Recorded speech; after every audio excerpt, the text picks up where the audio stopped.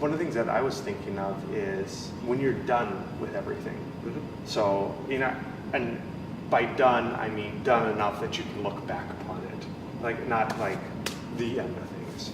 But when you're done with a project or a research goal or an experiment, how do you view it? Because I know how artists tend to view their, so it's like basically how do you view your own work? Like, yeah, that's a good question. Do you look back at it with disdain? Do you see all the problems in it, or do you see, like, that's what I'm curious. Yeah, so that's a really good question. I think that's very subjective too, because everybody, a person with a different personality is someone that's pessimistic or optimistic might see things. For me personally, it's a combination of a little bit of each. Like, I spent 2 years of my life working on seizure predictions in humans. So we had human data from patients that are epileptic, and if you're not familiar, if you have epilepsy and it's intractable, there's no surgery that can adequately treat it, or pharmacological intervention doesn't work. What they'll do is they'll sort of do a craniotomy and they'll implant electrodes. And so they start to try to figure out, using these electric recordings, where are these seizures coming from? And if they're from a focal region, a single spot, they might be able to do some surgery. And so it's just a monitoring phase where they might determine, is this patient operable? Can we do this? And so I have this data, and I'm trying to, sort of figure out from the recordings, okay, can we predict before it happens, when the seizure will happen? And having attended conferences that have all the experts in this field there, and to hear them sort of present years of their lives research, and to realize, wow, like, the experts have, competing theories. I mean, it's not that they're always competing theories, but they have different mechanisms for how these seizures could occur, and they're not necessarily mutually exclusive. So in essence, what I'm trying to say is, even the experts don't really have a good definition for really what is a seizure, and what could possibly cause it. So when you take that into account, like, you sort of realize going into the work, like, oh, this could be hard. Yeah. Because how can you predict something when no one really has a good definition for what it is? And so when I look back at that time in my life when I did all that research, I mean, in some ways it might feel like, the classic term failure, but I mean, was it a failure? I mean, not really, because in diving into that research and trying to understand what to do, what not to do, it sort of opened the doorway. We sort of made a discovery in our process of trying to treat the problem, and a step in the process was, how do we model this mathematically? And then from that, we realized there's a lot of assumptions that go into the math, and from there it spawned off a whole new section of research, which is what I'm currently working on, relating to how the math model you pick, is that really, it comes down to a question of observability, we like to say, in engineering, or controllability. So meaning, if I have a system, like, let's say your brain, and I want to know what's going on in Steve's brain, and I'm only measuring one or two things, the question becomes, from those one or two things I'm measuring, can I back out the rest of what we know about that could be going on? So if we know that there are certain processes inside a brain that do occur, and we understand how they occur, but we're measuring some abstract measurement that's just, it's related to those processes, but it doesn't fully define those processes, then by measuring just that one measurement, can we still obtain knowledge about those other processes that are related to that one measurement? And the answer is, you can sort of analyze that with math,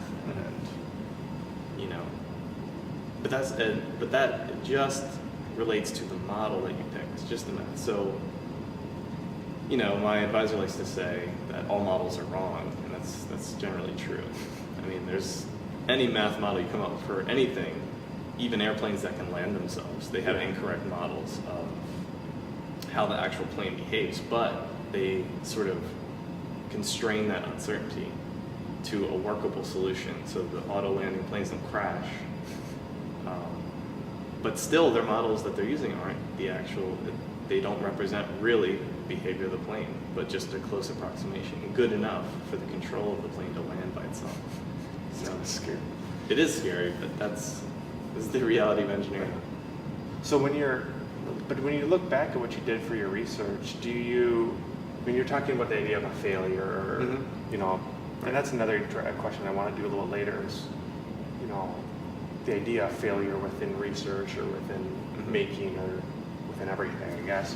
But I mean, do you look back at your research and do you focus more on like what you did wrong? Do you not like your old research, or, you know, like, Yeah, so how do you quantify that, I guess? quantifying that, I mean, again, I think it's another personal question. Yeah.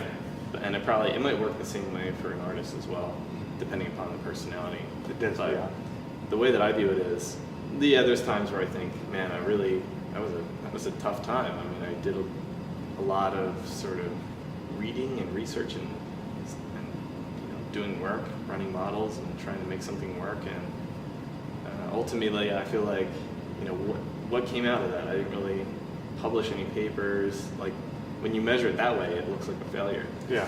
But a whole nother piece of research Came out of it. and then that led to publications and more questions and more research. So maybe it was just research, another stage of the research that. Yeah, I mean, ultimately, you can't, well, at least when you work in the field that I work in, like any biological system, they're very hard to understand, they're very hard to deal with, trying to make something that works to solve any problem.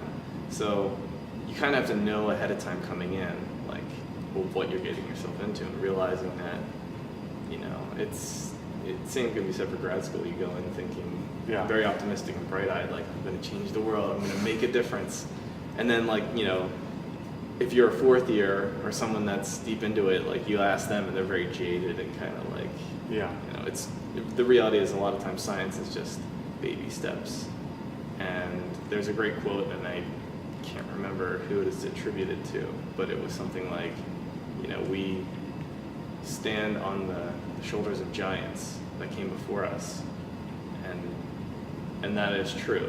Like, the research, every person that does research in a field, they add a little tiny shim of a building block to the eventual goals, and then you have really smart people that are also kind of lucky too, because they might hit that one. They might be able to build an entire that floor Nobel Prize section. They hit that. They get as a big jump in their research. Yeah, and I think art making is. I mean, when I view my work, I look back on it, and there's definitely some things that I don't like, but there's stuff I can learn from it, and there's stuff that I do like, but there's always I always look back at my work, and I always view like what I could have fixed or what I could tweak, and my tendency is I hold on to stuff for a very long time, especially if I at first deem it a failure, because I've taken old stuff and either disassembled it and put it into something new, or I have found how to tweak it. Yeah. And so, I kind of do that more as like the inventor and the tinkerer. Like, I have all my old inventions sitting around, and all of a sudden I have a breakthrough. I don't know what triggers it, but I'm thinking of it somehow, and I know what's wrong, and I know how to tweak it, and I'll tweak it, and it'll be done. And so I keep around a lot of stuff like that. And there's stuff that I have from undergrad that I still deem complete failures, but there's something there. I don't know what it is, but there's something with this object that makes me keep it. And there's something to be learned from the object. Yeah. And I feel like I'm getting close to understanding what was in that object, even though I still believe that it's like so far out of my aesthetic and what I'm trying to say that it's ridiculous. And it's off in this like crazy other like world that I don't understand, and I don't know how I popped up over there and made a piece and came back from it. But I'm still trying to learn from it. I think that's the key. I mean, if you wanted to really put it on an absolute scale, measuring whether or not past work was a success or a failure, I think, because it is kind of subjective and it depends on the person who's looking, but I think if you abstract out a little bit, I think we can agree that, if you learn something, how could it be a failure? Exactly.